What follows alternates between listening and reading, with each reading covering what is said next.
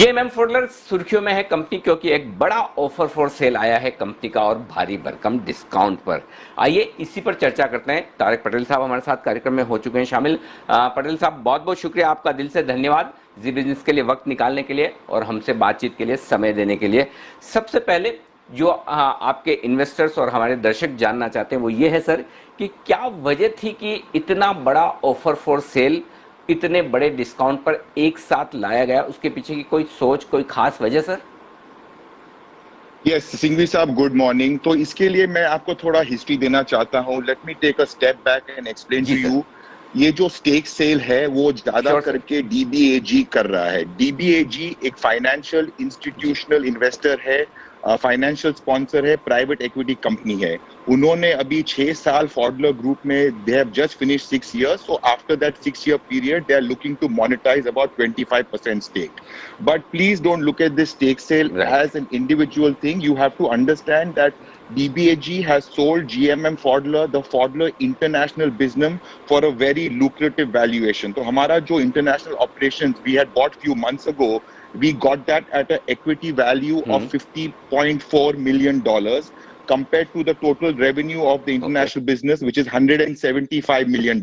So part of that transaction, since that transaction, that acquisition will be accretive for the shareholders of GMM Pfaudler, they were going to monetize some of their stake here in India in any case. अपना जो family का stake है, we are only selling 2% and all the proceeds of that selling will go into the international business. We as a family are buying 26% of the international business to show our commitment that we believe in the business, we can turn around the business, and all the improvements will flow into GMM Pfaudler. तो company का जो fundamentals है, outlook है, order book है, हमारे जो industries जो हम लोग सर्व करते हैं, केमिकल और फार्मा, उसमें भी tailwinds, there are a lot of tailwinds. So from a business standpoint, there is no change. And like you rightly said, many people are asking about discount and why was this price. We had to do a price, the discovery, the kind of investors that we are going to bring in and have already subscribed. And by the way, our OFS was subscribed at 120% on the first day and 80%. So positive response in spite of the global economic the conditions, and very high quality long-term investors have come in. They believe in the GMM Pfaudler story. They believe in the long-term success of the company. We have US funds coming in, and we have top Indian mutual funds also that are going to come in. So I don't see any change in the fundamentals of the business. जी। पटेल साहब, इसमें कोई doubt नहीं कि आपकी company बहुत ही अच्छी, बेहतरीन है और हमने खुद ने हमारी इंटरनल रिसर्च के बेसिस पर आपकी कंपनी को रिकमेंडेशन किया है। तो ये चीज़ आप ध्यान में रखकर, उसके बाद अगर आपको लगे कि मैं सवाल मुश्किल पूछ रहा हूँ तो प्लीज़ माइंड मत कीजिए, क्योंकि हम खुद आपकी कंपनी को, आपके बिजनेस को पसंद करते हैं, इसलिए मैं पूछ रहा हूँ। लेकिन सर, क्या इतनी पहली चीज़ तो ये कि जो मुझे समझ है, आपके इंटरनेशनल बिजनेस को खरीदने के लिए जो पैसों की ज़रूरत है वो काफ़ी कम है, जितनी आपने स्टेक बेचने की बात कही है ऑफर फॉर सेल में। और दूसरी बात, रिटेल इन्वेस्टर इस बात को डाइजेस्ट नहीं कर पा रहा है कि इतनी बढ़िया कंपनी इतने ज़्यादा डिस्काउंट पे क्यों बेची जा रही है। क्या कुछ ऐसा है जो उन्हें नहीं पता या उन्हें समझ नहीं आ रहा? इसमें जो हमारा जो इंटरनेशनल बिजनेस है, अभी हम लोग फॉडलर के साथ अभी 30 साल हो गए हमारे। तो हमारी जो नॉलेज है कंपनी की, प्रोडक्ट की, लोगो की, एम्प्लॉइज की, we have in depth knowledge of the business, so we know exactly what we need to do to turn around the business. Indian companies have not been very successful when they have gone out and purchased international businesses, but hopefully we'll be able to reverse this trend, because one is that we understand the business so well, and two, we have a very low cost and very high efficient operations here in India, which we can use to cater to the rest of the world. So हमारा जो plan है is to really look at India as a low cost sourcing opportunity. There is a arbitrage, significant arbitrage, because of the low costs here in India. So that is something that we want to build on. We also believe by joining hands, we can improve our reach globally. India always had restrictions in terms of exports, in terms of where we could go and sell our products. Now with GMM Pfaudler becoming the ultimate holding company, there are no more restrictions. Patel साहब माफ कीजिएगा, मैं बीच में आपको रोक रहा हूँ। पटेल साहब माफ कीजिएगा, लेकिन इसमें problem. कोई डाउट ही नहीं है ना मुझे है ना आपके शेयर होल्डर्स को कि आपकी कंपनी बहुत अच्छी बेहतरीन है, और मैं ये आपके फेस पर भी कह रहा हूँ, आपके पीछे भी कहता हूँ कि बहुत बढ़िया कंपनी है, इसमें कोई डाउट नहीं, आप बहुत बढ़िया कारोबार कर रहे हैं। मेरा सवाल ये कि क्या जितनी स्टेक सेल की, जिस अमाउंट की सेल की, क्या वाकई में आपको इंटरनेशनल ऑपरेशंस जो आपने एक्वायर किए हैं, जिसके लिए आपको पैसे की जरूरत है, क्या वो मैच होते हैं दोनों, या उससे कहीं ज्यादा इस अमाउंट का आपने स्टेक सेल किया, मैं ये जानना चाहता हूँ।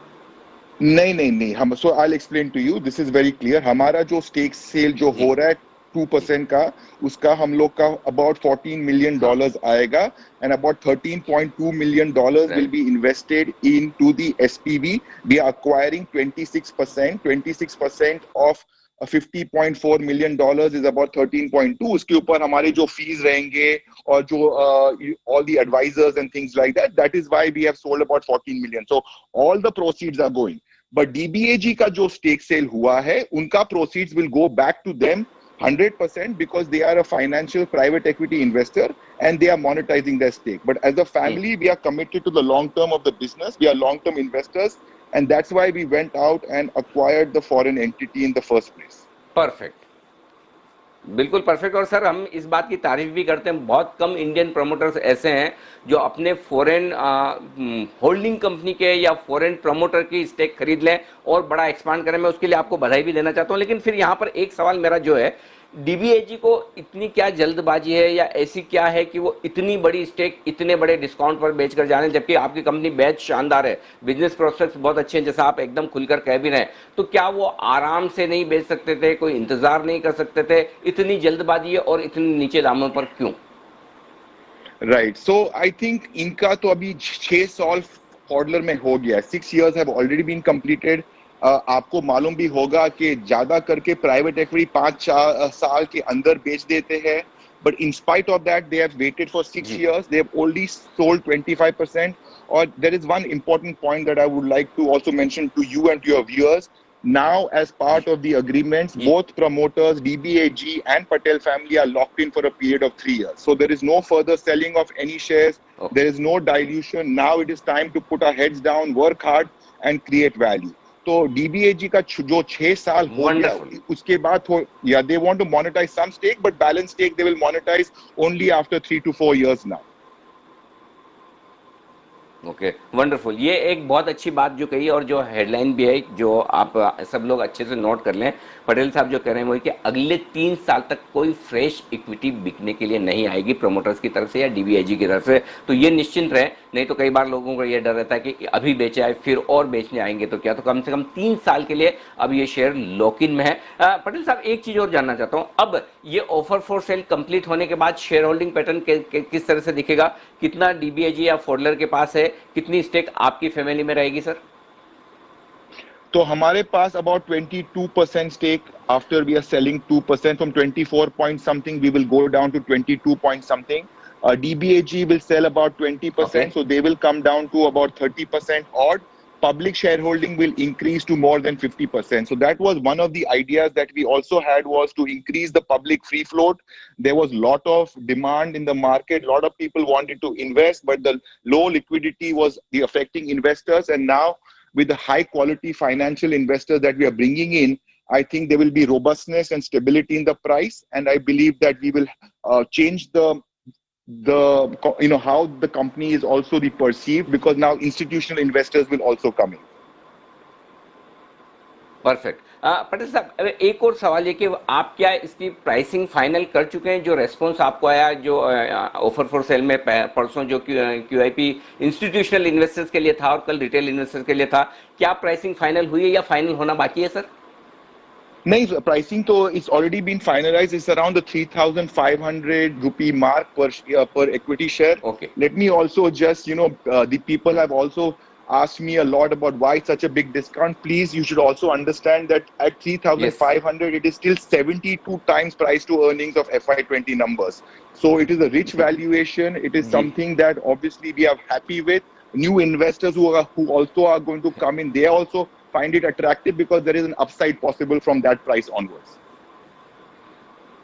आई अप्रिशिएट सर, बहुत कम प्रमोटर्स ऐसे होते हैं जो ये कह पाए हैं चैनल पर कि वाकई में हमारा शेयर बहुत अच्छे वैल्यूएशन पर ट्रेड कर रहा है। ये कहने के लिए भी बड़ा दिल चाहिए, नहीं तो लोगों को लगता है कि हमेशा हर प्रमोटर को ये लगता है कि मेरा शेयर बड़ा सस्ता है। एक और चीज़ जो सर मैं जानना चाहता हूँ, जो मेरे लिए भी मुश्किल थी और आपके ढेर सारे रियल इन्वेस्टर्स हैं उनके लिए भी मुश्किल थी, जिस तरह से प्राइस आई, जिस तरह से आया, उसके बाद स्टॉक सर्किट लगा। अब हमें ये समझ में नहीं आ रहा है कि 3500 रुपये में लेना चाहिए, नहीं लेना चाहिए, क्यों बेचें। क्या कुछ इस तरह का मैकेनिज्म होना चाहिए जिसमें जो इन्फॉर्मेशन कंपनियों की तरफ से, मैं आपसे पर्टिकुलरली बात नहीं कर रहा, इन जनरल बात कर रहा हूँ और पूछना चाहता हूँ, आपकी राय लेना चाहता हूँ। फंड मैनेजर्स को आमतौर पर पता होता है कि कंपनी क्या करने जा रही है, वो आपको फ़ोन करके पूछ सकते हैं कि पटेल साहब आपका क्या इरादा है, इतना बड़ा ऑफर फॉर सेल ला रहे हैं, कैसे करेंगे, क्या करेंगे, क्या नहीं। और जाहिर सी बात है कि ऐसा तो है नहीं कि एक दिन में फंड्स मन बना लेंगे कि आपने ऑफर फॉर सेल आज अनाउंस किया और कल सारे फंड तैयार हैं। आपने रोड शोज भी किए होंगे, उन्हें बताया भी होगा हम ऐसा करने जा रहे हैं, लेकिन रिटेल इन्वेस्टर्स को ये जानकारी मिलती नहीं है। अगर रिटेल को भी पता होता तो शायद वो ज़्यादा बेहतर तरीके से प्रिपेयर होते, 6000, 5500, 5000 में शेयर ना लेते, या कम से कम 3500 में ज़रूर ले पाते, क्योंकि कल तक हम भी मन नहीं बना पाए कि वापस से आपका शेयर 3500 में लोगों को रिकमेंड करें या न करें। तो क्या आपको लगता है कि देश में एक ऐसा मैकेनिज्म होना चाहिए जब आप जैसी बढ़िया कंपनियां किसी तरह का बड़ा ऐलान करें तो उसकी जानकारी रिटेल इन्वेस्टर्स को भी ठीक उसी समय पर और उसी तरह से मिले जैसी बड़े फंड मैनेजर्स को मिलती है? Yes, it's a good question, Singhvi Saab. I think the mechanism that is currently there, I think it's a global practice. This is how normally capital is raised. So, I think also for the retail investors, I think it is also important to, join investor calls. हमारे जो investor calls रहते हैं, हम लोग each quarter करते हैं.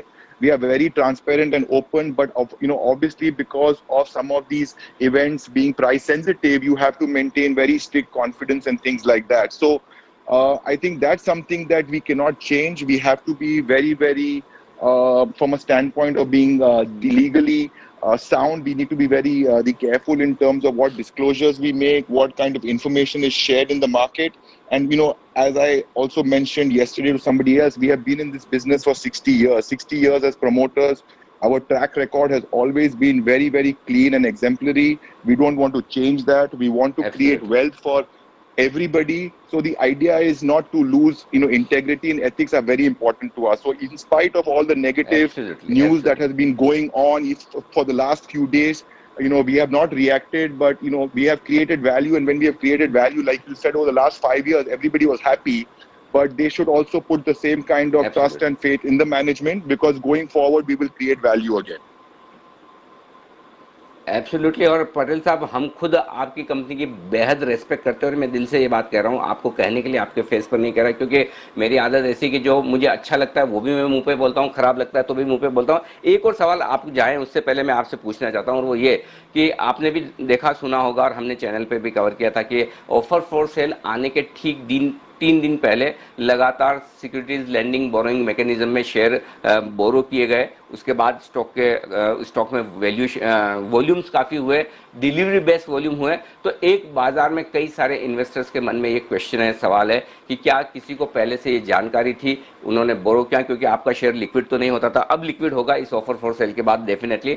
जब illiquid stock है तो कौन बोरो कर रहा है, क्यों कर रहा है और क्यों पहले बेच रहा है? और जाहिर सी बात है जब बेचा तब से आज 3 सर्किट तो लग चुके हैं। तो क्या कुछ इस बारे में आप तक कोई सवाल पूछे गए हैं, किसी ने आपसे पूछा है, क्या कोई आपको जानकारी है कि ये क्या हुआ है?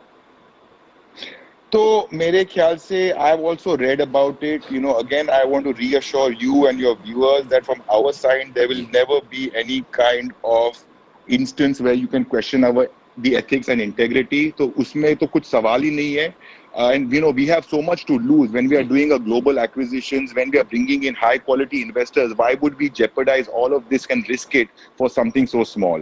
So I would just recommend that whoever is going to probe this, somebody should probe this and find out and get to the bottom of this. But from our side, again, there is absolutely no question. Something like this is something that we will never do. And we have not done as well. So I am not going to really comment on this. But from our side, there is 100% integrity and ethics, like I mentioned to you earlier. Wonderful Patel साहब, और अब आपकी ये बात सुनने के बाद आपके लिए, आपकी कंपनी के लिए हमारा रेस्पेक्ट और बढ़ता है। मैं आपको शुभकामनाएं देना चाहता हूँ। ये एक बड़ा मेरे ख्याल से इवेंट था कंपनी के लिए कि इतनी बड़ी स्टेक बिकनी थी, बिक गई, अब ये सब कुछ सेटल हो चुका है। आई एम श्योर जो हमारा भरोसा आप पर है, आपकी कंपनी पर है, आपकी कंपनी की परफॉर्मेंस पर है, जिसके दम पर हमने भी कई बार आपके स्टॉक को इन्वेस्टर्स को रिकमेंड किया है, वैसी दमदार परफॉर्मेंस कंपनी की तरफ से आगे आएगी। इसके लिए मैं आपको शुभकामनाएं भी देता हूं और धन्यवाद